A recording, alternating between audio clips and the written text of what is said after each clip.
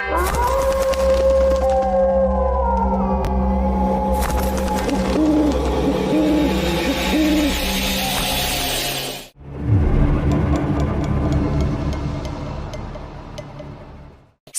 causes cancer.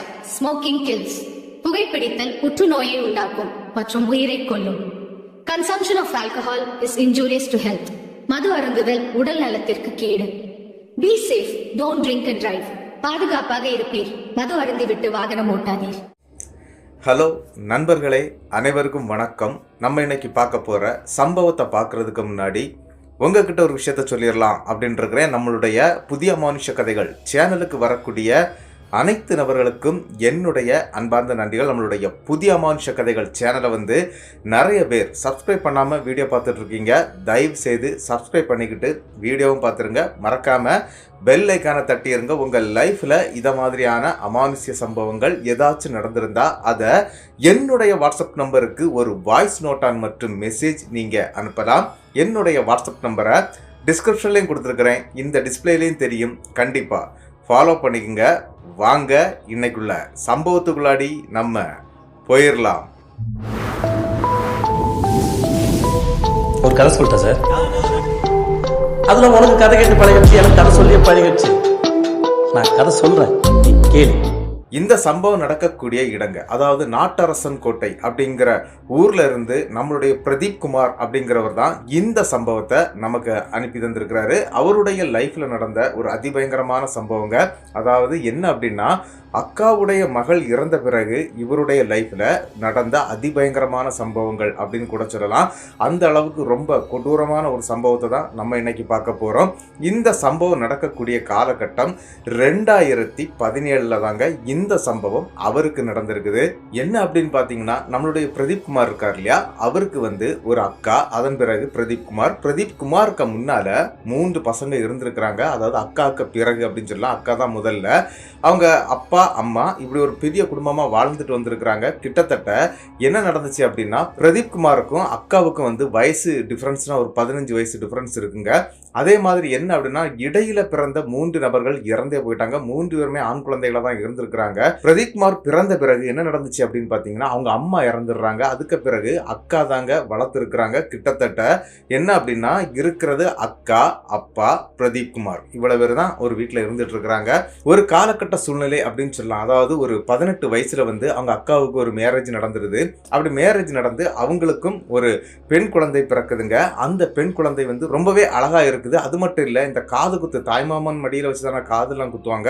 அதை கூட நம்மளுடைய பிரதீப்புடைய மடியில வச்சுதாங்க இந்த காதெல்லாம் குத்தி இருக்கிறாங்க. அப்படி வளர்ந்துகிட்டு இருக்கிறாரு. அந்த காலகட்ட சூழ்நிலையில கிட்டத்தட்ட 2017 அந்த காலகட்டத்துல அந்த பெண்ணும் பெரிய பெண்ணாயிட்டாங்க. கிட்டத்தட்ட ஒரு 17 வயசாகுது. இவருக்கும் கிட்டத்தட்ட 23 24 வயசு கிட்ட ஆகுதுங்க. அப்ப என்ன நடந்துச்சு அப்படின்னு பாத்தீங்கன்னா, பிரதீப் குமார் மற்றும் அந்த பெண், அதாவது அக்காவுடைய மகள், இவங்க 2 பேருக்குள்ளாடையும் காதல் வளர ஆரம்பிச்சிருக்குது. அது சின்ன வயசுல இருந்தே வளர ஆரம்பிச்சிருக்குது. அது மட்டும் இல்லாம வீட்டுல அவங்க அக்காவும் சரி அப்பாவும் சரி, இந்த பிள்ளை உனக்கு தாண்டா, இந்த பிள்ளை உனக்கு தாண்டா அப்படின்னு சொல்லியே வளர்த்துட்டாங்க. அது மட்டும் இல்லாம இவர் செய்யக்கூடிய வேலை, நம்மளுடைய பிரதீப் குமார் இருக்கிறார் இல்லையா, அவர் பெரிய அளவுல படிக்கலாம் செய்றீங்க. ஒரு 10ஆம் கிளாஸோட முடிச்சிட்டாரு. முடிச்ச பிறகு அவருக்கு தேவை என்ன அப்படின்னா, இந்த தன்னுடைய அக்கா மகளுக்கு ஏதாவது வாங்கி கொடுக்கறது, இந்த மாதிரி விஷயங்களை செய்து அக்கா மகளை தன் வசமா வச்சுக்கிடுறது அப்படிங்கிற ஒரு விஷயத்துல இறங்கிட்டாரு. அதனால வேலைகளுக்கும் போக ஆரம்பிச்சிடுறாருங்க. கிட்டத்தட்ட 2017 காலகட்டத்துல ஒரு சம்பவம் ஒண்ணு நடக்குதுங்க. திடீர்னு அவங்க அக்காளுடைய மகளுக்கு உடல் நலம் சரியில்லாமல் ஆகுது. அவங்களும் ஹாஸ்பிட்டல்ல அட்மிட் பண்ணியிருக்கிறாங்க. கிட்டத்தட்ட 3 மாத காலங்கள் ஹாஸ்பிட்டல்ல இருந்து அந்த பெண் இறந்து போயிடுறாங்க. ஒரு மர்மமான நோய் அப்படிங்கறது மாதிரி தாங்க சொல்லப்படுது. அதையும் அவர் சகிச்சுக்கிட்டு இருக்கிறாரு. சரி, நம்ம காதலியே போயிட்டா, இதுக்கு மேல நம்ம இருக்கவே வேண்டாம்னு சொல்லிட்டு 2 தடவை சூசைடு அட்டனும் பண்ணியிருக்கிறாரு. ஆனா என்ன நடந்துச்சு அப்படின்னா, அதுல இருந்து அவங்க வீட்டுல இருக்கக்கூடியவங்க எல்லாம் காப்பாத்திட்டு வந்துட்டாங்க. ஆனா இந்த பெண் இறந்து 16வது நாளுக்குள்ளாடி இது எல்லாமே பண்ணியிருக்கிறாரு இவரு. அதாவது சூசைட்லாம் அட்டன் பண்ணியிருக்கிறாரு. இந்த 16வது நாள் காரியம் நடந்து முடியுதுங்க இவங்க வீட்டில். அப்படி காரியங்கள்லாம் நடந்து முடியுதுங்க. நடந்து முடிஞ்ச பிறகு என்ன நடக்குது அப்படின்னு பார்த்தீங்கன்னா, இவர் தன்னுடைய அக்கா மகளை நினச்சிக்கிட்டு அந்த கட்டில் அப்படியே மல்லாக்கவே படுத்து கிடப்பாராம்.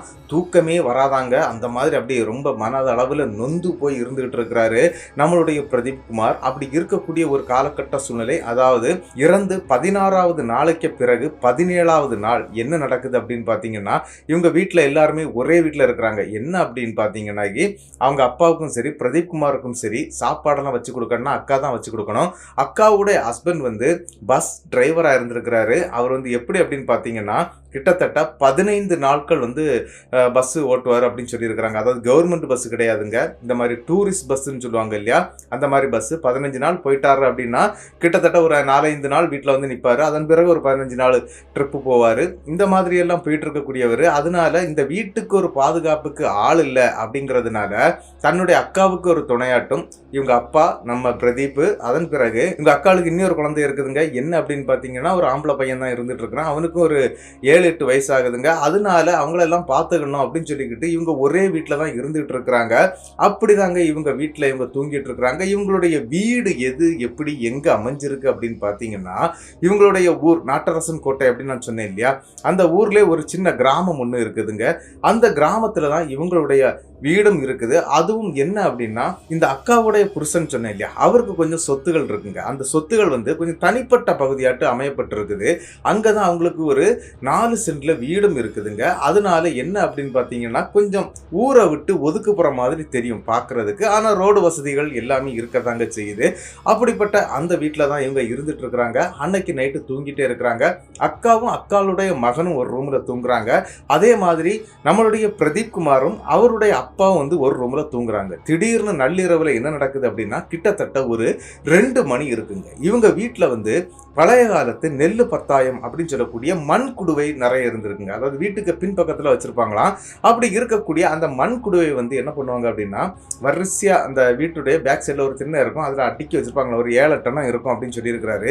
அப்படி இருக்கக்கூடிய குடுவை வந்து கிட்டு கிட்டு கிட்டு கிட்டு கிட்டு கிட்டு கிட்டு கிட்டுன்னு சுத்தக்கூடிய சத்தங்க. அதாவது அந்த தரையில இருந்து அப்படி ஆடும் இல்லையா, அந்த சத்தம் கேட்குது. அப்போ இந்த காற்றடித்தால் இந்த மாதிரி ஆடுறதுக்கு வாய்ப்பு இருக்குது. ஆனால் இவ்வளவு நாள் எவ்வளவு காற்றடிச்சிருக்குது, அந்த மாதிரி அந்த குடுவை ஆடுனது கிடையாதுங்க. என்னடா இது சத்தம் கேட்குதே அப்படின்னு சொல்லிக்கிட்டு இருக்கவே அந்த குடுவையுடைய சத்தம் அவங்க வீட்டை சுற்றி சுற்றி வருதுங்க. இது என்னடா குடுவை சத்தம் இந்த மாதிரிலாம் கேட்குது அப்படின்னு சொல்லிக்கிட்டு 3 பேருமே எந்திரிச்சிடுறாங்க. நள்ளிரவு நேரத்தில் எந்திரிச்சு லைட்டெல்லாம் ஆன் பண்ணிடுறாங்க. அப்படி லைட்டெல்லாம் ஆன் பண்ணிக்கிட்டு இவங்க வீட்டை விட்டு வெளியே வந்து பார்க்குறாங்க. அப்படி பார்க்கும்போது ஒரு பேரதிர்ச்சியான சம்பவம் நடக்குது. என்ன அப்படின்னு பார்த்தீங்கன்னா, அந்த மண் குடுவை இருக்குது பார்த்தீங்களா, அது வந்து அப்படியே அந்த வீட்டை சுற்றி சுற்றி வருதுங்க. அதாவது ஒரு சுழல் காற்று வந்து ஒரு பொருளை சுற்றி விட்டுதுன்னா அப்படியே சுற்றிக்கிட்டே வரும் இல்லையா, அந்த மாதிரி அந்த வீட்டையே சுற்றுதுங்க. இது என்னடா வித்தியாசமாக இருக்குது அப்படின்னு சொல்லிக்கிட்டு இவங்க வெளியே வந்துடுறாங்க. அவங்க அப்பா பிரதீப்புடைய அப்பா என்ன பண்ணுறாரு அப்படின்னா, வேகமாக போய் அந்த குடுவை அப்படி எட்டி பிடிக்கிறாருங்க. அவர் அப்படியே தூக்கி கடாசிடுது, அப்படியே தூக்கி வீசிடுது. அவர் ஒரு பக்கமாக போய் விழுந்துடுறாரு. ஐயோ முதுகில் பயங்கரமாக அடிபட்டுருச்சு அப்படின்னு சொல்லிக்கிட்டு அவரை எந்திக்கவே முடியல, அந்த மாதிரி கீழே விழுந்துடுறாரு. அதை பார்த்துக்கிட்டு இருந்த பிரதீப் குமாரும் அவங்க அக்காவும் அப்பாவை போய் தூக்குறாங்க. என்ன நடக்குதுன்னு தெரியல, வாங்க வீட்டுக்குள்ளே போயிடலாம் அப்படின்னு சொல்லிட்டு வீட்டுக்குள்ள போய் வீட்டையும் லாக் பண்ணிடுறாங்க. லாக் பண்ணி முடிச்சுக்கிட்டு இவங்க என்ன பண்றாங்க அப்படின்னா, சைட்ல இருக்கக்கூடிய ஜன்னலை திறந்து பார்க்கறாங்க. அப்படி திறந்து பார்க்கும்போது ஒரு பேரதிர்ச்சி. என்ன அப்படின்னா, அந்த குடுவை கரெக்டா அந்த ஜன்னல் பக்கத்துல அப்படி வந்து ஒரு 3-4 பீஸாட்டு உடஞ்சி கீழே விழுந்துருதுங்க.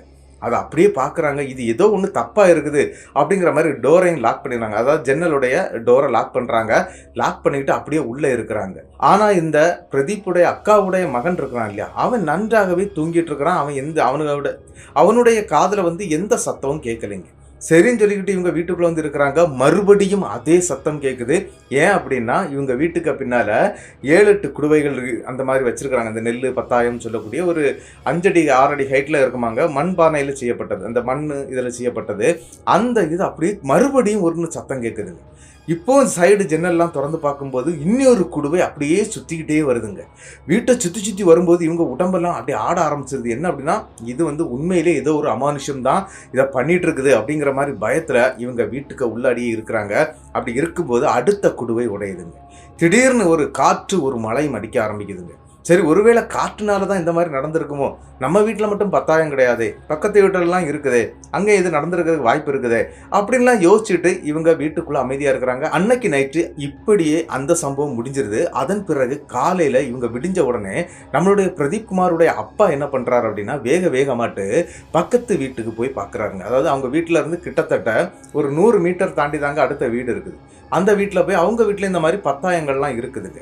அங்கே போய் கேட்குறாரு, இந்த மாதிரி நேற்று நைட்டு என் வீட்டில் நடந்துச்சு, உங்கள் வீட்டில் ஏதாவது நடந்துச்சா, காற்று மழையெல்லாம் அடிச்சுது அப்படின்னு சொல்கிறாரு. ஏன்னா நைட்டு காற்று மழையும் இருந்திருக்குங்க.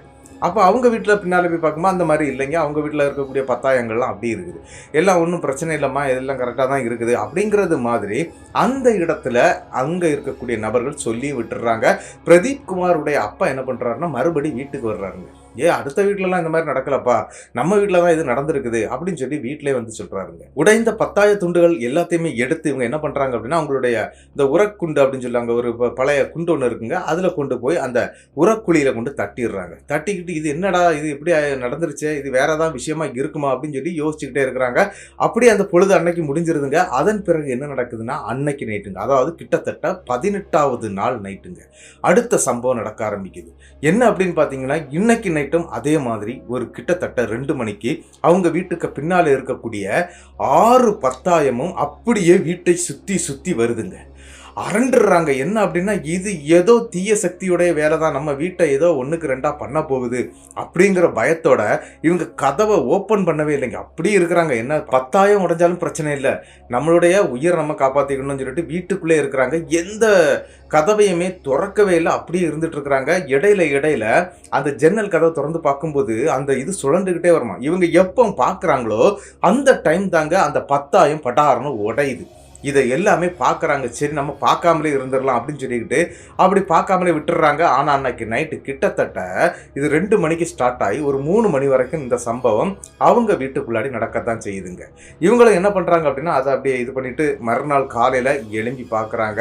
அப்படி எழும்பி பார்க்கும்போது என்ன நடக்குது அப்படின்னு பார்த்தீங்கன்னா இவங்க ஆல்ரெடி பார்ப்பாங்க இல்லையா, இந்த ஜன்னலை ஓப்பன் பண்ணி பார்க்கக்கூடிய பத்தாயங்கள் மட்டும்தாங்க உடஞ்சிருக்குது. மற்ற பத்தாயங்கள்லாம் அப்படியே இருக்குது. அதாவது வெளியில் அந்த திண்ணையிலேருந்து எப்படி தூக்கி வைக்கிறதே ரொம்ப கஷ்டமாக, 2-3 பேர் இருந்தால் தான் தூக்கியே கீழே வைக்க முடியும். அதை யார் தூக்கி கீழே வச்சாங்கன்னு தெரியாது, அது எப்படி இப்படி அங்கங்கேயா இருக்குது அப்படின்னு தெரியல. கிட்டத்தட்ட இவங்க பார்க்கும்போது 4 பத்தாயங்கள் மட்டும் இருக்குதுங்க, உடஞ்சதை வாரி அந்த மாதிரி அந்த குழியில் போட்டுடுறாங்க. அதன் பிறகு என்ன நடக்குது அப்படின்னா இந்த 4 பத்தாயங்களையும் மெல்லமாக 3 பேராக சேர்ந்து தூக்கி அந்த திண்ணையில் கயிறு போட்டு கட்டியும் வைக்கிறாங்க. அப்படி கட்டி வச்சுக்கிட்டு இவங்க அன்னைக்கு நைட்டும் சரி இது ஏதோ நடக்குது, நம்ம வெளியில போய் பார்த்துக்கலாம், இப்போதான் பொண்ணு இறந்து இவ்வளோ நாள் ஆகுது, அதனால கொஞ்சம் மெல்லவே கோயிலுக்கு போகலாம் அப்படின்னு சொல்லிக்கிட்டு நினச்சிக்கிட்டு இருக்கிறாங்க. ஆனால் என்ன நடக்குது அப்படின்னு பார்த்தீங்கன்னா மறுநாள் இந்த பத்தாயத்தை கட்டி வச்சுருந்தாங்க இல்லையா, அதனால அந்த பத்தாயத்துடைய அந்த உருளக்கூடிய சத்தம் எதுவுமே கேட்கலைங்க. அன்னைக்கு நிம்மதியாக தூங்குறாங்க. ஆனால் அதுக்கு அடுத்த நாளுங்க அடுத்த பிரச்சனை அந்த வீட்டில் ஸ்டார்ட் ஆகுது. கிட்டத்தட்ட என்ன நடக்குது அப்படின்னு பார்த்தீங்கன்னா பக்கத்தில் வந்து சந்தை இருக்குங்க, அதாவது சந்தைக்கு போய் தான் சாதனங்கள்லாம் வாங்கிட்டு வரணும். அவங்க அப்பா வந்து வேலைக்கு போயிடுவார், அதாவது பிரதீப் குமாருடைய அப்பா. வீட்டில் யார் இருப்பாங்க அப்படின்னா பிரதீப் குமார் வேலை இருந்தால் போவார், இல்லைன்னா போக மாட்டார். ஆனால் அன்னைக்கு என்ன நடக்குது அப்படின்னு பார்த்தீங்கன்னா சந்தையில் போய் கொஞ்சம் சாதனம் வாங்க வேண்டியது இருக்குது. சரி நம்மளுடைய தம்பியை அனுப்பலாம் அப்படின்னு சொல்லி பிரதீப் குமாரை அவங்க அக்கா தாங்க அனுப்பி வைக்கிறாங்க. போய் கொஞ்சம் சாதனம் வாங்கிட்டு வந்துடுறா அப்படின்னு சொல்லி அனுப்பி வைக்கிறாங்க. தன்னுடைய மகனை வந்து ஸ்கூலுக்கு அனுப்பிடுறாங்க. அதே மாதிரி அந்த வீட்டில் இப்போ யாருமே இல்லை, அவங்க அக்கா மட்டும்தாங்க அங்கே உட்கார்ந்து இருக்கிறாங்க. அவங்க சில பல வேலைகள் செய்துட்டு இருக்கிறாங்க. காலை டிஃபனுக்கான விஷயங்கள்லாம் முடிச்சுக்கிட்டு மத்தியான சாப்பாட்டுக்கு தான் அந்த சாதனங்கள் வாங்க சொல்லி இருக்கிறாங்க. அதே மாதிரி அந்த பையனும், அதாவது நம்மளுடைய பிரதீப் குமாரும் அந்த சாதனத்தை வாங்குறதுக்காக அவரும் போயிடுறாரு. ஆனால் என்ன நடக்குது அப்படின்னு பார்த்தீங்கன்னா கிட்டத்தட்ட பகல்ல திடீர்னு இவங்க வீட்டுக்குள்ள இருக்கக்கூடிய மிக்சி தானாகவே ஓடுதுங்க. வேணும் ஒரு சவுண்டு கேட்குது. இவங்களும் வெளிப்பக்கத்தில் நின்றுட்டு இருக்கிறாங்க. என்னடா வீட்டுக்குள்ளே யாரடா மிக்சியை ஓட்டுறது அப்படின்னு சொல்லிக்கிட்டு வேகமாக வர்றாங்க. வேகமாக வந்து பார்க்கும்போது ஒரு பேரதிர்ச்சிங்க. என்ன அப்படின்னா இறந்து போன பிரதீப் குமாருடைய அம்மா இருக்கிறாங்க இல்லையா, அவங்க அங்கே நின்று, அதாவது அந்த வீட்டுடைய அந்த கிச்சன் வந்து ஃபுல்லாகவே உங்களுக்கு இந்த ஓடு போட்ட வீடு அப்படின்னு சொல்லியிருக்கிறாங்க.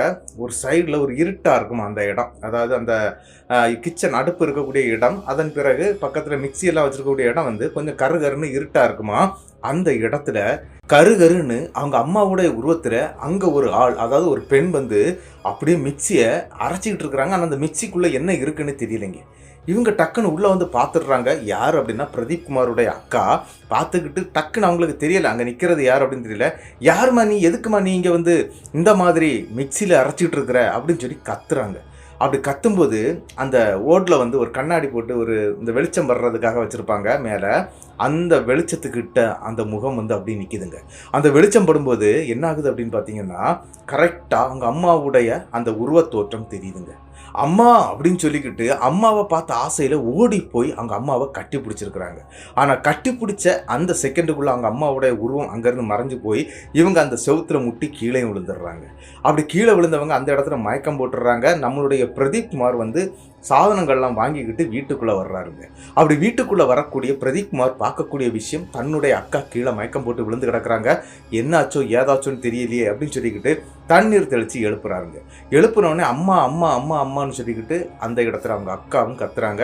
என்னம்மா ஆச்சு அப்படின்னு சொல்லிக்கிட்டு தன்னுடைய அக்கா கிட்ட பிரதீப் குமார் கேட்க, அந்த இடத்துல நடந்த விஷயங்கள் அனைத்தையுமே அவங்க அக்கா எடுத்து சொல்றாங்க. இந்த மாதிரி நான் அம்மாவை பார்த்தேன்டா, அம்மா மிக்சியில் அரைச்சிட்டு இருந்தாங்க, அங்கே பாரு அப்படின்னு சொல்லும்போது கரெக்டாக அந்த ஒயர்லாம் மாட்டி, அதாவது ப்ளக்கில் போட்டு கரெக்டாக அந்த மிக்சி ஆன் பண்ணி வச்சுருப்பாங்க இல்லையா, அது அப்படியே தெரியுதுங்க. இதை பார்த்தோன்னே என்னடி சொல்கிற அப்படிங்கிறது மாதிரி கேட்குறாருங்க. ஆமாப்பா நான் பார்த்தேன்ப்பா, என்னுடைய அம்மாவை நான் பார்த்தேன் அப்படின்னு சொல்லிக்கிட்டு கண் கலங்கி அழ ஆரம்பிச்சிடுறாங்க. கிட்டத்தட்ட இந்த சம்பவம் அதில் முடியுது. அதன் பிறகு அவங்க அப்பா வந்த பிறகு அப்பா கிட்ட இந்த விஷயத்த சொல்லிடுறாங்க. அந்த டைமில் தாங்க இவங்க அக்காளுடைய புருஷன் இருக்கிறார் இல்லையா, அவர் வந்து வேலைன்னு மும்முரமாக இருந்துட்டு இருக்கக்கூடிய ஒரு ஆள் தாங்க. என்ன அப்படின்னா, அவங்க லீவு போட்டுட்டாங்க அப்படின்னாக்க வேலையிலேருந்து எடுத்துருவாங்க, வேற டிரைவர் போட்டுருவாங்க, இவங்களுக்கு வேலை இல்லாமல் ஆகிடும். அதனால தன்னுடைய மகளுடைய 16 நடந்து முடியறதுக்கு முன்னாடி வேலைக்கும் போயிருக்கிறாரு. அப்படிப்பட்டவர் தான் நம்மளுடைய பிரதீப் குமாருடைய மாமா அப்படின்னு சொல்லியிருக்கிறாருங்க. அப்படிப்பட்டவர் திடீர்னு வீட்டில் வந்து நிற்கிறாருங்க. என்ன அப்படின்னா, ஒரு பகல் ஒரு மத்தியான நேரத்தில் வந்து நிற்கிறாரு. இன்னுக்கிட்டு என்னமாச்சு, ஏமா அந்த மாதிரி பாட்டப்படுங்க அப்படி இப்படின்னு கேட்குறாரு. ஏன்னா இவங்களோட ஃபோன் கான்டாக்ட்லாம் இருந்துட்டு இருக்குது, எல்லா விஷயங்களும் சொல்லியிருக்கிறாங்க. அவரும் வந்து சேர்ந்துடுறாரு. சேர்ந்த பிறகு கேட்குறாரு. அப்போ அவங்களும் எல்லாம் சொல்கிறாங்க, ஒன்றும் இல்லாமல் பயப்படாத, எல்லாம் நன்மைக்கே அப்படின்னு நினச்சிக்க அப்படின்னு சொல்லிக்கிட்டு அவரும் கொஞ்சம் ஆறுதல் சொல்லிக்கிட்டு அன்னைக்கு நைட்டு அங்கே வீட்டில் தங்குறாருங்க. ஏன் அப்படின்னா, அவர் இடையிலேருந்து தான் வந்திருக்கிறாரு, அடுத்தது டக்குன்னு போக வேண்டியது இருக்கும். அதனால வந்து அன்னைக்கு தங்கிக்கிட்டு அவரும் மறுநாள் போயிடுறாரு. ஆனால் அன்னைக்கு நைட்டு எந்த சம்பவம் நடக்கல, இது பகலில் நடந்ததோட இந்த பிரச்சனை அங்கே சால்வ் ஆகுதுங்க. ஏன் இப்படி நடந்துட்டு இருக்குது அப்படின்னு சொல்லிக்கிட்டு எல்லாருமே ஒரு நிமிஷம் மூழ்கி போகிறாங்க அப்படின்னு கூட சொன்னாங்க. அதை யோசிச்சு சரின்னு சொல்லிக்கிட்டு மறுபடியும் இவங்க அன்றாட வாழ்க்கைக்கு திரும்புகிறாங்க. கிட்டத்தட்ட 4 நாட்கள் அந்த வீட்டில் எந்த பிரச்சனையும் இல்லைங்க. 5வது நாள் நம்மளுடைய பிரதீப் குமார் வந்து எந்த வேலை கிடைச்சாலும் செய்வாருங்க. அதாவது உரஞ்சமடு அப்படின்னு சொல்கிறாரு, இந்த உரம்லாம் சுமக்க போகிறது, அதன் பிறகு வயலுக்கு தேவையான விஷயங்கள் பண்ணி கொடுக்கறது, அதன் பிறகு இந்த கொத்தனார் வேலைகளுக்கெல்லாம் போகிறது, இந்த மாதிரியான எல்லா வேலைகளும் செய்யக்கூடியவர் தாங்க. அப்படிதாங்க ஒரு வேலைக்கும் போயிட்டு அவர் ரிட்டர்ன் வந்துட்டு இருக்கிறாரு. அன்னைக்கு கொஞ்சம் லேட் ஆகுதுங்க. அதாவது கிட்டத்தட்ட ஒரு 10-10:30 மணி ஆகுது இவர் வீட்டுக்கு வர்றதுக்கு. இவங்களுடைய வீடு நான் சொன்னேன் ஒரு 100 மீட்டர் டிஃப்ரெண்ட்ல தான் வீடுகள் இருந்துட்டு இருக்குது. அந்த டைம்ல என்ன நடக்குது அப்படின்னு பார்த்தீங்கன்னா, இவருக்கு ஒரு சைக்கிள் இருக்குங்க. அந்த சைக்கிளை எடுத்துக்கிட்டு தாங்க வந்துகிட்டே இருக்கிறாரு. அப்படி சைக்கிளில் வந்துட்டு இருக்கும்போது திடீர்னு 3 பசங்க, அதாவது கிட்டத்தட்ட எல்லாருமே ஒரு 5 வயசு அந்த மாதிரியே இருக்கக்கூடிய பசங்க நட்டு ரோட்ல நின்றுட்டு இருக்கிறாங்க. அப்போ அந்த இடத்துல லைட் வேற கிடையாது. அந்த மாதிரியான அவங்க வீட்டு பக்கத்துல இந்த மாதிரியான பசங்களும் கிடையாது. கொஞ்சம் முன்னாடியே ஊர் இருக்குங்க, அந்த ஊர்ல பசங்க இருக்கிறாங்க. ஆனா அவங்க நைட்டு நேரத்துல இந்த மாதிரி எல்லாம் வர்றது கிடையாது. சைக்கிளில் இருக்கக்கூடிய பெல்லை தட்டிக்கிட்டே வந்துட்டே இருக்கிறாருங்க, டக் டக்குன்னு அடிச்சுட்டே இருக்கிறாரு. ஆனால் அந்த பசங்க நடு ரோட்டை விட்டு எழும்பி போகிற மாதிரியே தெரியலைங்க. என்னடா ரோடை மறைச்சி உட்காந்துருக்குறானுங்க அப்படின்னு சொல்லிக்கிட்டு இவரும் சைக்கிளை கொண்டு போய் டக்குன்னு அந்த பசங்க முன்னாடி நிறுத்துறாரு. அப்படி நிறுத்தின உடனே அடுத்த செகண்ட் ஒரு சம்பவம் நடக்குதுங்க. இந்த பசங்க 3 பேரும் அப்படியே பார்த்து இவரை பார்த்து பயங்கரமாக சிரிக்கிறாங்க. கக்கப்பக்கான்னு சிரிச்சுக்கிட்டு கையில் இருக்கக்கூடிய கல்லெல்லாம் எடுக்கிறாங்க. அதாவது தரையில் கிடக்கூடிய கல்லெல்லாம் பறக்கி பயங்கரமாக வீச ஆரம்பிச்சிடுறாங்க நம்மளுடைய பிரதீப் குமாரை பார்த்து. பிரதீப் குமாருக்கு என்ன செய்யணும்னு தெரியல. ஏன்டா வீசுறீங்க நிறுத்துங்கடான்னு சொல்லிக்கிட்டு 4-5 கெட்ட வார்த்தைகள் கூட பேசுகிறாருங்க. அவர் பேசும்போது கூட அந்த பசங்க நிறுத்தவே இல்லைங்க. பயங்கரமாக கல்லை தூக்கி வீச ஆரம்பிச்சிடுறாங்க. இவனுங்க எதுக்கு இப்படி பண்ணுறானுங்க, எங்கே உள்ள பசங்கன்னே தெரியலையே ஆண்டவா அப்படின்னு நினச்சிக்கிட்டு இவர் என்ன பண்ணுறாருன்னா, இவர் கொஞ்சம் வளர்ந்த ஆள் இல்லையா, டக்குன்னு இவர் கீழே சைக்கிளை ஸ்டாண்ட் பண்ணிக்கிட்டு சரட்டுன்னு அவரும் கல்லை எடுத்து ரிட்டன் வீச ஆரம்பிச்சிடுறாங்க. அப்படி கல்லை வீசும்போது தாங்க ஒரு விஷயத்தை நோட் பண்ணுறாரு. என்ன அப்படின்னா, அந்த கல் அந்த பசங்களுக்கு மேலே படுது, ஆனால் அது இப்படி போய் அந்த பக்கம் வந்துடுதுங்க. அப்போ தான் அவர் யோசிக்கிறார், இங்கே நிற்கிறது வந்து உண்மையான மனித குட்டிகள் கிடையாது, இது எல்லாமே பேக்குட்டிகள் அப்படின்னு சொல்லி பயப்படுறாரு. ஆனால் அந்த இடத்துல என்ன நடக்குது அப்படின்னா, தன்னுடைய இஷ்ட தெய்வமான கருப்பசாமியை தாங்க மனசில் நினைக்கிறாரு. கற்பா காப்பாத்து, கற்பான்னு சொல்லிட்டு கத்த ஆரம்பிச்சிடுறாங்க. கத்துற நேரத்தில் அந்த செகண்டில் அங்கே இருக்கக்கூடிய அந்த 3 பசங்களும் அங்கேருந்து காணாமல் போயிடுறாங்க. இவரு சைக்கிள் எடுத்துகிட்டு வேகமாட்டு வீட்டுக்கு வந்துடுறாருங்க. வீட்டுக்கு வந்தவருக்கு பயங்கரமான பதட்டம், பயங்கரமான தண்ணி தாகம், அங்கே நிற்கவும் முடியல, இருக்கவும் முடியல, அப்பாக்கிட்டையும் ஒன்றும் சொல்ல முடியல. அப்பா வந்து கேட்குறாரு, என்னடா இது, ஏன்டா இந்த மாதிரி ஒரு மாதிரி வந்து உட்காந்துருக்குற அப்படின்னு சொல்லி. இவங்க வீட்டுடைய ஃப்ரெண்டில் திண்ணை இருக்கும் அப்படின்னு சொல்லி இருக்கிறாங்க. திண்ணை இருந்தால் இவர் உட்காந்துருக்கிறாரு. உட்காந்துருந்துக்கிட்டு இந்த மாதிரி பதட்டத்தோடு இருக்கிறத பார்த்து அவங்க அப்பாவும் இப்படி கேட்குறாருங்க. என்ன சொல்லணும் அப்படிங்கிறதே தெரியல. இருந்தாலும் அவங்க அப்பா கிட்ட வந்து மடியோட மடியாக சேர்த்து வச்சுட்டு என்னடா ஆச்சு அப்படின்னு சொல்லி கேட்குறாருங்க. அப்பந்தாங்க இவர் அந்த விஷயத்தை அவரால் சொல்ல முடிஞ்சது. இந்த மாதிரி நடந்துச்சுப்பா, 3 சின்ன பசங்க, ஒரு 5 வயசு தான் இருக்கும். 3 பசங்க. அவங்க 3 பசங்களுமே கல்லால் என்ன எரிஞ்சாங்க. ஆனால் அவங்க எரிஞ்ச கல் என்னுடைய உடம்புல பட்டுது. ஆனால் அந்த இடத்துல காயங்கள் எதுவும் வரல. ஆனால் நான் ரிட்டன் கல் எடுத்து எரியும் போது அவங்க உடம்பை தாண்டி அது போயிடுச்சுப்பா அப்படின்னு சொல்லி அந்த விஷயத்த அப்படியே சொல்கிறாருங்க. இதை கேட்ட உடனே அவங்க அப்பா, ஏதோ ஒன்று பெருசாக நமக்கு நடந்துட்டு இருக்குதுடா, நம்ம இதுக்கு ஏதாவது ஒரு வழி பண்ணணும் அப்படின்னு சொல்லிக்கிட்டு நேராக வீட்டுக்கும் கூட்டிகிட்டு போய் அவருக்கு கருப்பசாமியுடைய திருநீரை வச்சு விட்டு, ஒன்றும் இல்லைப்பா நீ படுத்து தூங்கு அப்படின்னு சொல்லி சாப்பாடை கொடுத்து தூங்கவும் வச்சிடுறாங்க. அன்னைக்கு நைட்டு அந்த வீட்டுக்குள்ளே எந்த பிரச்சனையும் நடக்கலைங்க. ரொம்ப அமைதியாக தாங்க இருக்குது. ஆனால் இந்த விஷயத்த அவங்க அக்கா கிட்ட சொல்லவே இல்லை. ஆல்ரெடி அவங்க ரொம்ப பயந்து போய் இருக்கிறாங்க. அப்படிங்கிறதுனால இந்த விஷயங்கள் எதையுமே சொல்லலைங்க. கிட்டத்தட்ட என்ன நடக்குது அப்படின்னு பார்த்தீங்கன்னா, அவங்க அப்பா லோக்கலில் இருக்கக்கூடிய ஒரு மாந்திரிகரை போய் சந்திக்கிறாருங்க. அப்படி அந்த மாந்திரிகரை சந்தித்து இந்த மாதிரி விஷயங்கள் அனைத்துமே எடுத்து சொல்கிறாரு. சரிப்பா நான் அவங்க வீட்டில் வந்து பார்க்குறேன் அப்படின்னு சொல்லி அந்த மாந்திரிகரும் வர்றாருங்க. மாந்திரிகர் வந்த உடனே அவர் என்ன பண்ணுறாரு அப்படின்னா, கொஞ்சம் காசுகள்லாம் அமௌண்ட்டுகள்லாம் நிறைய கேட்குறாரு. சரி நாங்கள் அதை கொடுத்துட்றோம், நீங்கள் எங்களுக்கு இந்த பிரச்சனையிலேருந்து வெளியே கொண்டு வந்துருங்க அப்படிங்கிற மாதிரி சொல்கிறாங்க. அதனால் அவரும் சில பல பூஜை புனஸ்காரம் இல்லாமல் அந்த வீட்டுக்குள்ளே பண்ணுறாருங்க. அப்படி பண்ணிக்கிட்டே இருக்கிறாங்க. கிட்டத்தட்ட ஒரு 3 மணி நேரம் அந்த பூஜைகள் அப்படியே ஓடி போயிட்டு இருக்குங்க. அப்படி பூஜைகள் ஓடிக்கிட்டு இருக்கும்போது திடீர்னு அந்த மாந்திரிகருடைய முதுகில் பொலீர்னு ஒரு சவுண்டுங்க. அந்த அடி பட்ட உடனே அந்த இடத்துல மாந்திரிகர் அலற ஆரம்பிச்சிட்டாரு. ஐயோன்னு சொல்லிக்கிட்டு கத்துறாரு. கத்திக்கிட்டு அவர் என்ன பண்ணுறாரு அப்படின்னா, அவருடைய திங்ஸை மட்டும் அங்கிருந்து எடுத்துக்கிட்டு வேகமாக அந்த வீட்டை விட்டு கிளம்பி ஓடிடுறாருங்க. அதாவது என்ன அப்படின்னா, பொடிநடையா வந்தவர் பயங்கர வேகத்தோட அந்த இடத்த விட்டே ஓடி இருக்கிறாருங்க. அப்படி ஓடும்போது கூட பின்னாலே ஓடி போயிருக்கிறாரு. என்ன அப்படின்னா, அவரை போய் கூப்பிடுறாரு. அதாவது சாமி நில்லுங்கன்னு சொன்னா அவர் நிற்கவே இல்லைங்க. அவருடைய முதுகில் பார்க்கும்போது இந்த 5, அதாவது நம்மளுடைய உள்ளங்கையும் 5 விரலும் அப்படியே அடிச்சு பதிஞ்சு அது வெள்ளை கலர்ல உறிஞ்சு போயிருங்க. அது தொலி உறிஞ்சிருக்குது. அதை பார்த்த உடனே இவருக்கு புரிஞ்சிருது, இது ஏதோ ஒரு பெரிய சக்தி தான் நம்ம வீட்டுக்குள்ள கடந்து இந்த மாதிரி பிரச்சனை பண்ணிக்கிட்டு இருக்குது அப்படிங்கிற பயத்தோடவே அவரும் மறுபடியும் வீட்டுக்குள்ள வந்துடுறாங்க. தன்னுடைய அப்பா கிட்ட விஷயத்த சொல்றாங்க, நீங்க பெரிய மாந்திரிகர் யாரையும் பாருங்க, இவனெல்லாம் சரியில்லை, இவனெல்லாம் இதுக்கு சரியாகாது போல இருக்குதுப்பா அப்படின்னு சொல்லி அந்த இடத்துல நம்மளுடைய பிரதீப் குமாரும் சொல்றாருங்க. இதை கேட்ட உடனே அவங்க அப்பா, சரிப்பா நம்ம பார்த்துக்கலாம், இந்த மாந்திரிகனுக்கே நம்மளால காசு கொடுக்க முடியல, காசு கொஞ்சம் கேட்டதை விட கம்மியாக தான் இருந்துச்சு, ஆனால் அதை கொடுக்கறதுக்கு முன்னாலே அவன் அடி வாங்கிட்டு ஓடிட்டான், ஆனால் இங்கே என்ன நடக்குதுன்னு அவனாலையும் சொல்ல முடியல, நம்ம வேற யாரையாவது பார்க்கலாம், கொஞ்சம் வெயிட் பண்ணி தான் ஆகணும், ஏன்னா கையில் காசு இல்லை, ஏன்னா அந்த பொண்ணு இறந்து நிறைய செலவாயிடுச்சு, இவங்களுக்கு ஹாஸ்பிட்டல்லாம் நிறைய கடன் பட்டுருக்குறாங்க, அதனால கையில் காசு இல்லை, மருமகன் சம்பாதிக்கிறது கூட அந்த கடன் அடைக்கிறதுக்கு தான் கரெக்டாக இருக்கும், அதனால தான் அவர் 16 முடியதுக்கு முன்னாலே வேலைக்கும் போயிட்டாரு, இப்படிங்கிற விஷயங்கள்லாம் அந்த வீட்டுக்குள்ளே பேசப்படுதுங்க. சரின்னு சொல்லிக்கிட்டு இவரும் விட்டுறாரு. அதன் பிறகு இவங்களுடைய அன்றாட வாழ்க்கை அப்படியே ஓடிட்டே இருக்குது. ஆனால் இவங்க வீட்டுக்குள்ளே அதன் பிறகு யாராலையும் ஒழுங்காக சாப்பிட முடியாது. சாப்பிட்டாங்க அப்படின்னா அந்த சாப்பிட்ட உடனே அடுத்த செகண்ட் வந்து என்ன ஆகும் அப்படின்னா வாந்தி எடுத்துருவாங்க, அவ்வளவுமே வெளியே போயிடும். அது மட்டும் இல்லாமல் சில பேருக்கு வந்து பேதியாட்டே போயிடும். இந்த மாதிரியெல்லாம் பிரச்சனை வர ஆரம்பிக்குதுங்க. என்னடா பண்ணுறது அப்படின்னு சொல்லிக்கிட்டு மண்டையில் போட்டு பிசைஞ்சிக்கிட்டு இருக்கிறாங்க நம்மளுடைய பிரதீப் குமார். அதுக்கு பிறகு கிட்டத்தட்ட இந்த 1 வார காலம் ஹாஸ்பிட்டல் வீடுன்னு அலைஞ்சிட்டே இருக்கிறாங்க. ஒருத்தருக்கு இப்படி இருக்குது அப்படின்னா அடுத்து மறுபடியும் அவங்க அப்பாவுக்கு இருக்கும், அடுத்தது அவங்க நம்ம பிரதீப் குமாருக்கு இருக்கும், அந்த பையனுக்கு இருக்கும். அப்படி எல்லாம் கிடந்து இவங்களை போட்டு ரொம்பவே நாசக்கோலப்படுத்த ஆரம்பிச்சிருக்குங்க. என்னடா பண்ணுறது அப்படின்னு சொல்லிக்கிட்டு இவங்க எல்லாருமே யோசிச்சுட்டு இருக்கக்கூடிய அந்த காலகட்ட டைமிங்க என்ன நடக்குது அப்படின்னா, இவங்க வீட்டுக்கு பின்னால் வந்து கொஞ்சம் கருவேல காடுகள் இருக்குங்க. இந்த கருவேல காடுகள்னா விறகுக்காக அந்த காட்டில் தான் விறகுலாம் வெட்டுவாங்க. அதுக்காக நம்மளுடைய பிரதீப் குமார் போகிறாருங்க. அதாவது கொஞ்சம் விறகு இல்லைடா, விறகு எடுத்துகிட்டு வாடா அப்படின்னு சொல்லிக்கிட்டு அக்கா சொன்னதுனால இவரும் போகிறாருங்க. இவர் போகும்போது எப்பவும் சரி அவருடைய நண்பர்கள் ஒரு 2-3 பேர் இருக்காங்க, அவங்களெல்லாம் கூட்டிகிட்டு போகிறதான் வழக்கம். ஆனால் அன்னைக்கு அவர் போகும்போது வேலையை முடிச்சுட்டு ஒரு 5 மணிக்கு தாங்க வீட்டுக்கு வந்துக்கிட்டு அதுக்கு பிறகு தான் இந்த விறகு வெட்டுறதுக்காக அங்கே போகிறாருங்க. அப்படி போகும்போது என்ன நடக்குதுன்னா, தன்னுடைய நண்பர்களை கூப்பிடுறாரு. ஆனால் நண்பர்கள் யாரும் நாங்கள் வரல, நாங்கள் 2 நாள் கழித்து வெட்டிக்கிடுறோம் அப்படின்னு சொல்லி அவங்க சொல்லிடுறாங்க. அதனால நம்மளுடைய பிரதீப் குமார் மட்டும்தாங்க அந்த காட்டுக்குள்ளே போய் அவர் அந்த விறகு வெட்டி ஆகணும், அதுக்காக போகிறாரு. ஆனால் இந்த டைமில் என்ன அப்படின்னா ஒரு 5:30 மணி இருக்கும் அவர் போகும்போது. சரி ஒரு 1 மணி நேரம் போட்டால் கூட இருட்டுறதுக்கு முன்னால் வீட்டுக்கு வந்துடலாம் அப்படின்னு சொல்லிட்டு தாங்க இவரும் அங்கே போகிறாரு.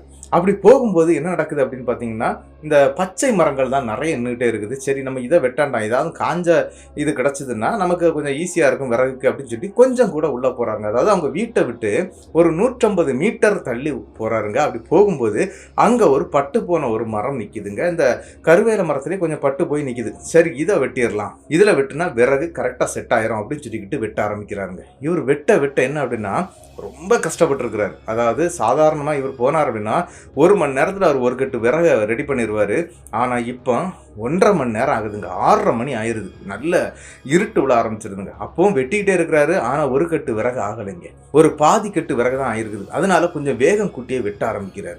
வேகமாக வெட்டிக்கிட்டு இருந்தவருக்கு திடீர்னு தலை ஒரு பாரம் ஆகுதுங்க. அதாவது ஏதோ ஒரு வெயிட்டை தூக்கி அவருடைய தலையில் வச்ச மாதிரி ஒரு பாரம் வருதுங்க. அந்த பாரம் வந்த உடனே இவருக்கு கண்கள் லைட்டாக சொக்க ஆரம்பிக்குது. அதாவது மயக்கத்துக்கு போகிற மாதிரி அவருக்கு தெரியுது. அந்த நேரத்தில் அதாவது அந்த இடம் நன்றாக இருட்டிடுதுங்க. இருட்டின உடனே அந்த இடத்துல என்ன நடந்துச்சு அப்படின்னு பார்த்தீங்கன்னா, நம்மளுடைய பிரதீப் குமாரை அந்த பின் சட்டை, அதாவது சட்டை போட்டிருக்கிறாரு, அந்த பின் சட்டை அப்படி பிடிச்சி யாரோ தரதரான்னு உள்ளே இழுத்துட்டு போயிடுறாங்க. கிட்டத்தட்ட அங்கே இருந்து ஒரு 25 மீட்டர் உள்ள தள்ளி போயிருதுங்க. அப்படி உள்ள போக போக என்ன அப்படின்னா கொஞ்சம் அடர்ந்த காடா இருக்கும். அதாவது இந்த செடிகள், அதாவது இந்த முள் செடி இருக்கு இல்லையா, கருவேல மரம் உடை இருக்குது பார்த்தீங்களா, அந்த உடை மரம் என்னன்னா அப்படி டைட்டாக நெருக்கி இருக்குதுங்க. அதுக்கு உள்ள யாரோ இழுத்துட்டு போறாங்க. ஆனா இவருக்கு பின்னால திரும்பி பார்த்தாலும் யாரு இருக்காங்கன்னு தெரியல. இருட்டு வேற ஆயிடுச்சு. ஐயோ கருப்பா கருப்பா கருப்பா கருப்பான்னு சொல்லி கத்த ஆரம்பிச்சிடாருங்க. இந்த கருப்பான்னு சொல்லி கத்துன கிட்டத்தட்ட ஒரு 10 நேரமாவதும் அந்த மாதிரி சத்தம் போட்டிருப்பாரு. அப்படி சத்தம் போட்ட அடுத்த செகண்ட் அந்த பிடி விடுதுங்க. பிடி விட்டு இவர் எந்திரிச்சு பார்க்கும்போது எங்க இருக்கிறோன்னு தெரியல. அதாவது எங்கோடி போகணும், எப்படி வரணும்னு தெரியல. ஏன்னா மொத்தமா இருட்டா இருக்குது. எல்லா இடமும் அந்த செடி, கருவேல செடிகள் நிறைஞ்சு போய் இருக்குது. எங்கே போனோம், நம்ம எப்படி இதுக்கு உள்ளே இழுத்துட்டு வந்தாங்கன்னு கூட அவருக்கு தெரியலைங்க. இருந்தாலும் அந்த முட்காட்டுக்குள்ளே இருந்து அவர் வெளியே வர்றதுக்கு ரொம்ப லேட்டாக இருக்குது. அதாவது கிட்டத்தட்ட 8 மணி இருக்குங்க அவர் அந்த காட்டை விட்டு வெளியே வர்றதுக்கு. அதாவது அவர் வெட்டிட்டு இருந்தார் இல்லையா, விறகு வெட்டி இருந்தார் இல்லையா, அந்த இடத்துக்கு சேர்றதுக்கு மெல்லமாக வந்துடுறாரு. வந்த பிறகு அந்த ஏற்கனவே வந்துட்டு போன அந்த வழி தெரியும். அதில் அந்த முள்கட்டெல்லாம் எடுக்கவே இல்லைங்க.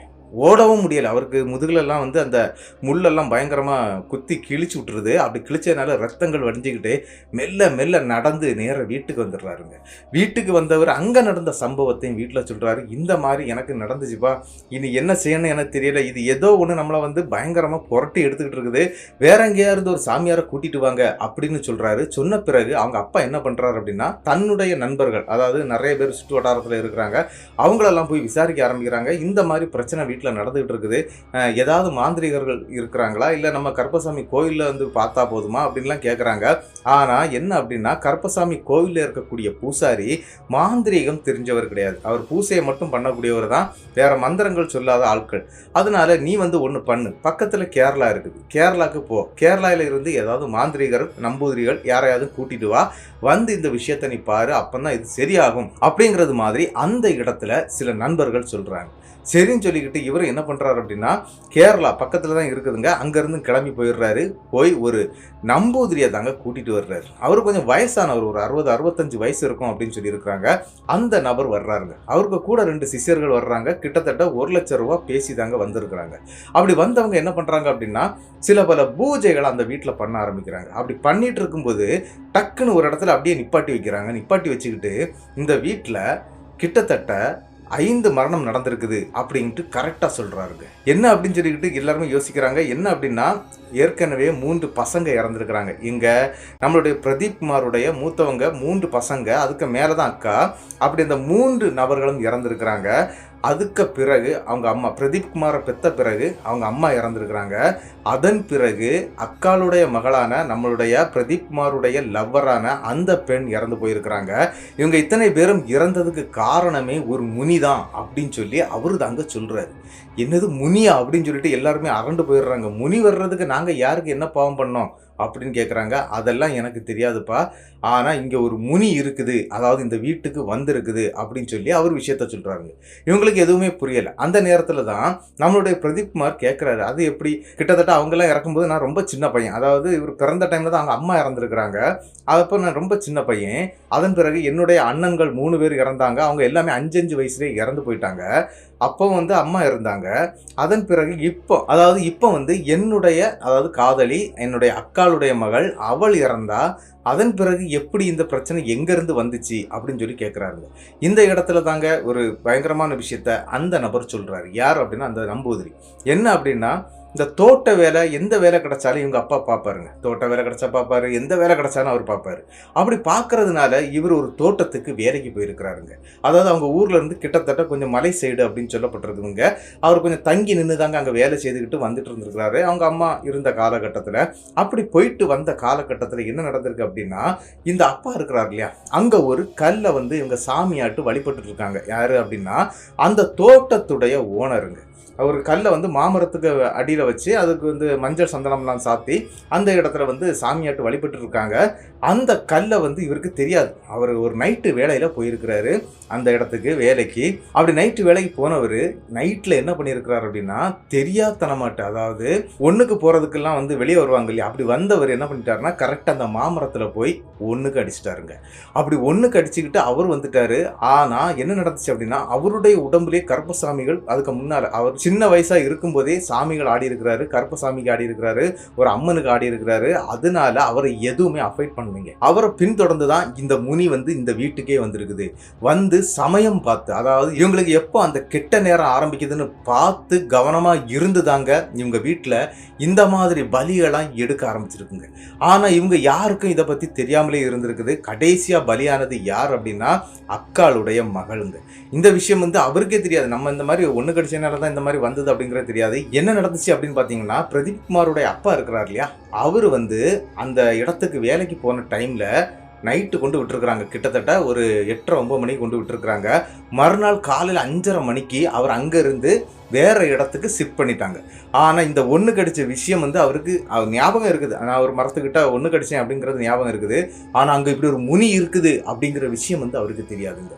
அந்த முனி தாங்க இவரை பின்தொடர்ந்து வந்து இந்த மாதிரியான விஷயங்கள்லாம் பண்ணிட்டு இருக்குது அப்படின்னு சொல்லிக்கிட்டு அந்த இடத்துல இந்த நம்பூதிரி வந்து எல்லா விஷயத்தையும் எடுத்து சொல்கிறாருங்க. அதுதான் அவங்க குடும்பத்தை வாட்டி வதக்கிட்டு இருக்குது அப்படிங்கிற மாதிரி சொல்லி கடைசியாக என்ன பண்ணுறாங்க அப்படின்னா அந்த பூஜையை வந்து பெருசு பண்ணுறாங்க. கிட்டத்தட்ட என்ன நடக்குது அப்படின்னு பார்த்தீங்கன்னா, 2 ஆடுகள் வாங்குறாங்க.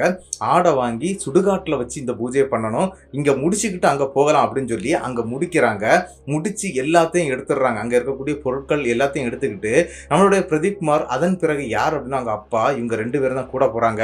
பிரதீப் குமாருடைய மாமா இருக்கிறார் இல்லையா, அவர் வீட்டில் வந்து நிற்கிறார். ஏன்னா இந்த விஷயம்லாம் அவருக்கு ஃபோனில் சொல்லிட்டாங்க, இந்த மாதிரி நடந்துகிட்டு இருக்குது, அதனால நீ கண்டிப்பாக வரணும்னு சொன்னனால அவரும் லீவு போட்டுட்டு வந்திருக்கிறாரு. அதனால அவரை மட்டும் வீட்டில் விட்டுட்டு இவங்க 2 பேர், அந்த நம்பூதிரி, அதன் பிறகு 2 சிஷியனுங்க, இப்படி இவங்க ஒரு 5 பேர் சேர்ந்து அவங்க ஊர்ல இருக்கக்கூடிய சுடுகாட்டுக்கு போறாங்க. அப்படி சுடுகாட்டுக்கு போன அந்த நம்பூதிரி என்ன பண்றாரு அப்படின்னா, அந்த இடத்துல, அதாவது சுடுகாட்டுக்கு உள்ள போறதுக்கு முன்னாலே என்ட்ரன்ஸ்ல ஒரு பெரிய சக்கரத்தை ஒன்று வரைகிறாருங்க. அதாவது ஏதோ ஒரு சுதர்சன சக்கரம் மாதிரியான ஒரு சக்கரத்தை அந்த இடத்துல கோலப்பொடியால வரைகிறாரு. வரைஞ்ச பிறகு அந்த இடத்துல தான் எல்லாருமே நிக்கணும், யாரும் இந்த சக்கரத்தை தாண்டி வெளியே வரக்கூடாது அப்படின்னு சொல்லிக்கிட்டு இவங்க எல்லாரும் அங்க விட்டுட்டு அந்த ஆடுகள் இருக்கு பார்த்தீங்களா, அதையும் எடுத்துக்கிட்டு அந்த கூட இருக்கக்கூடிய சிஷியன்கள் தான் அந்த ஆடெல்லாம் எடுத்துட்டு போறாங்க. இவங்க 3 பேர் தாங்க உள்ள போயிருக்கிறாங்க. உள்ள போனவர் என்ன பண்றாரு அப்படின்னா, அங்க இருக்கக்கூடிய காவல் தெய்வத்துக்கு சில பல பூஜைகளை பண்ண ஆரம்பிக்கிறாங்க. அப்படி பூஜைகள் பண்ணி கரெக்டா அந்த கோவிலுக்கு முன்னால, அதாவது அங்க சுடுகாட்டுக்குன்னு வச்சிருக்கக்கூடிய அந்த காவல் தெய்வத்துக்கு முன்னாலே இவங்க உட்கார்ந்துடுறாங்க. உட்கார்ந்து சில பல பயங்கரமான பூஜைகள் பண்ண அந்த இடத்துல பயங்கரமான சத்தங்கள் எல்லாம் கேட்டிருக்கிறாங்க. அதாவது இதுவரைக்கும் அவங்க இந்த மாதிரி சத்தங்கள் கேட்டது கிடையாது அப்படின்னு சொல்லி பிரதீப் குமார் சொல்லி இருக்கிறாரு. ஆனா நாங்க அந்த சக்கரத்தை விட்டு வெளியே வரல, அங்கேயே தான் நின்றுட்டு இருந்தோம். ஆனா அந்த பூசாரி அங்க பல விஷயங்களை பண்ண ஆரம்பிச்சாரு. அப்படி பண்ணி அந்த ஆடுகளை பலியிட்டாரு. அது மட்டும் இல்லாம சில பல வேலைகள்லாம் அங்க நடந்து முடிஞ்சுது அப்படிங்கிறது மாதிரி தாங்க இந்த விஷயத்த சொல்லியிருந்தாரு. என்ன அப்படின்னா, இவங்க வீட்டுக்கும் வந்துடுறாங்க. வீட்டுக்கு வந்த பிறகு இவங்களுக்கு என்ன அப்படின்னா, இந்த உடம்பு அவ்வளவுமே ஒரு மாதிரி புண்ணு மாதிரி வர ஆரம்பிச்சிருதுங்க. அதாவது வீட்டுக்கு வந்த உடனே கை காலெல்லாம் படர்தாமரை இருக்கும் பார்த்தீங்களா, அந்த மாதிரி படர்தாமரை மாதிரி கையெல்லாம் அங்கங்கேயா வருது. இது ஏன் இப்படி வருது அப்படின்னு சொன்னோன்னா, அந்த பூசாரிக்கும் ஒன்றும் சொல்ல தெரியல, என்ன செய்யணும் அப்படிங்கிறது தெரியல. சரிப்பா, உங்களுடைய இஷ்ட தெய்வம் குல தெய்வம் யார் அப்படின்னு சொல்லும்போது இந்த மாதிரி கருப்பசாமி தான் அப்படின்னு சொன்னோன்னா, உடனே நீங்கள் அந்த கோயிலுக்கு போகணும், எல்லாரும் குளிச்சுட்டு கிளம்புங்க அப்படின்னு சொல்லி வெளியில் வச்சு குளிப்பாட்டி எல்லாருமே கூட்டிக்கிட்டு நேர அந்த கருப்பசாமி கோயிலுக்கு போகிறாங்க. கருப்பசாமி கோயிலில் போய் அந்த நம்பூதிரி சில பல மாந்திரீக வார்த்தைகளை உச்சாரணம் பண்ணும்போது அந்த இடத்துல என்ன நடந்துச்சு அப்படின்னா, இவங்க அப்பாவுக்கு ஆல்ரெடி சாமி வரும் அப்படின்னு நான் சொன்னேன் இல்லையா, சின்ன வயசுல வந்திருக்குன்னு. அதே மாதிரி அவங்க அப்பா உடம்புல அந்த கருப்பசாமி இறங்குதுங்க. கருப்பசாமி இறங்கி பயங்கரமா ஆடுறாரு. ஆடின உடனே என்ன நடந்துச்சு அப்படின்னு பாத்தீங்கன்னா, திருநீர் தட்டை எடுத்துட்டு வர்றாருங்க. அதாவது அந்த கோவிலுடைய ஃப்ரண்ட் சைடுல திருநீர் தட்டு, குங்குமம் எல்லாமே வச்சிருப்பாங்களாம். அந்த தட்டை எடுத்துட்டு வந்து அந்த அப்படியே எல்லாருடைய உடம்புலையும் அப்படியே வீசி விடுறாருங்க. வீசி விட்டு அந்த கை கால் எல்லாம் தேய்ச்சி ஒன்றும் இல்லை, இனி உங்களுக்கு எந்த பிரச்சனையும் இல்லை, நான் பார்த்துக்கிடுவேன், நீங்கள் பயப்பட வேண்டாம் அப்படின்னு சொல்லிக்கிட்டு அந்த கருப்பனுடைய துணையில் அன்னைக்கு அவங்களுடைய இந்த பிரச்சனை அந்த இடத்துல சால்வ் ஆகுதுங்க. அந்த நம்பூதிரி என்ன சொல்லிட்டு போறாரு அப்படின்னா, கிட்டத்தட்ட ஒரு 48 நாட்கள் நீங்கள் முருகன் கோயில், அதாவது பக்கத்தில் இருக்கக்கூடிய முருகன் கோயிலுக்கு நீங்கள் 48 நாளும் காலையில் சாயங்காலம் போயிட்டு வந்துக்கிட்டே இருங்க. இனிமேல் இந்த பிரச்சனை உங்கள் பின்னால் வராது, இந்த முனி இதுக்கு மேலே உங்களை எதுவுமே தொந்தரவு செய்யாது அப்படிங்கிற மாதிரி வாக்குறுதி கொடுத்துருக்குறாங்க. அதே மாதிரி தாங்க எல்லாமே பண்ணியிருக்கிறாங்க. அதன் பிறகு நம்மளுடைய பிரதீப் குமாருடைய லைஃப்பில் இந்த மாதிரியான எந்த சம்பவமும் நடக்கலை. அதன் பிறகு அவருடைய லைஃப் நல்லா தான் இருந்திருக்குது. அதே மாதிரி அவர் வேற ஒரு கல்யாணமும் பண்ணிக்கிட்டாரு. நன்றாக வாழ்க்கையை வாழ்ந்துட்டு இருக்கிறேன் அப்படின்னு சொல்லி தாங்க பிரதீப் குமார் இந்த சம்பவத்தை நமக்கு அனுப்பி தந்திருந்தாரு. இந்த சம்பவத்தை அனுப்பி தந்த நம்மளுடைய பிரதீப் குமாருக்கு என்னுடைய பெரிய நன்றிகளை நான் சொல்லிக்கிறேன். இந்த சம்பவம் எப்படி இருந்துச்சு அப்படிங்கறத மறக்காம கமெண்ட் பாக்ஸ்ல கமெண்ட் பண்ணிட்டு போயிருங்க. இந்த சம்பவம் உங்களுக்கு பிடிச்சிருந்தா உங்களுக்கு தெரியக்கூடிய அனைத்து நபர்களுக்கும் இந்த சம்பவத்தை ஷேர் பண்ணி விட்டுருங்க. அது மட்டும் இல்லைங்க, மறக்காம இந்த சம்பவத்துக்கு ஒரு லைக் பட்டனை தட்டி விட்டுருங்க. இன்னொரு விஷயம் இருக்குது, அதாவது புதுசா வரக்கூடியவங்க மறக்காம சப்ஸ்கிரைப் பண்ணிக்கிட்டு பெல் ஐக்கானையும் தட்டிருங்க. அடுத்த வீடியோவில் சந்திக்கும் வரை உங்களிடமிருந்து விடைபெறுவது உங்கள் நாகர்கோவில் நாகராஜன். நன்றி நண்பர்களே.